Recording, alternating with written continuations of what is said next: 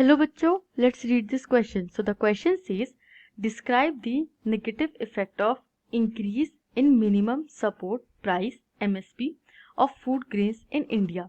जो MSP minimum support price food grains का बढ़ गया है उसके नेगेटिव इफेक्ट्स एक्सप्लेन कीजिए. Let's see the key concept. So the key concept is minimum support price और MSP. अब MSP क्या है? MSP इज अ वैल्यू, एक वैल्यू है जो कि गवर्नमेंट देगी, गवर्नमेंट देने का प्रॉमिस करती है to the farmers if they produce surplus,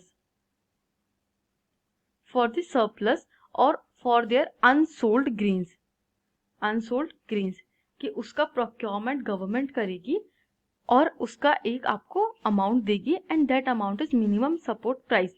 it is also called minimum support price. इसका मतलब ये है कि इतना प्राइस तो किसी भी फूड ग्रेन का मिलना ही चाहिए. This is the minimum amount. Let's see the key let's see the answer further. So the answer is increase in MSP raises the maintenance cost of procured food grains by the government and also raises the transportation and storage cost of the Food Corporation of India और FCI. जब government MSP increase करती है तो उनको food procurement में जो amount देते हैं वो भी इंक्रीज करना पड़ता है, जिससे कि मेंटेनेंस कॉस्ट भी फर्दर बढ़ जाता है. और फूड कॉर्पोरेशन ऑफ इंडिया जो कि गवर्नमेंट की बॉडी है, फूड रिलेटेड फूड इनसिक्योरिटी को ओवरकम करने में हेल्प करती है, उसके ऊपर भी एक एडिशनल कॉस्ट पड़ता है ट्रांसपोर्टेशन और स्टोरेज का. Let's see the points further. Second is procurement is concentrated to the few prosperous regions and mainly of wheat and rice. The increase in MSP has induced farmers to divert land from production of coarse grains to the production of wheat and rice. अब जो ये MSP है उसके through जो procurement किया जाता है ये कुछ फ्यू प्रॉस्परस रीजन्स, कुछ प्रॉस्परस रीजन्स में ही लिमिटेड है. वो एक यूनिकली या इक्वली पूरे इंडिया में नहीं होता है और मेनली दो ही क्रॉप्स का होता है, व्हीट और राइस का. तो इसकी वजह से जो कोर्स ग्रेन्स होते हैं लाइक बाजरा, ज्वार एक्सेट्रा जो कि नॉर्मली लोग खाते हैं, उनसे फार्मर्स अपना लैंड डाइवर्ट करके व्हीट और राइस में लगा देते हैं. Let's see the points further.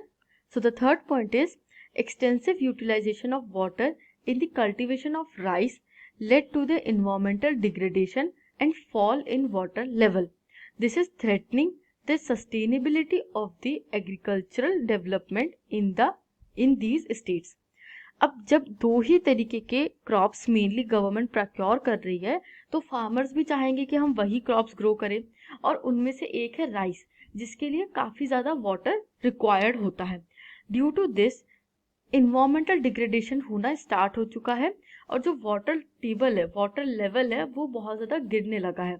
ये एग्रीकल्चर की सस्टेनेबिलिटी पे एक क्वेश्चन क्रिएट करता है of the agriculture development of the specific states. Let's see the point further.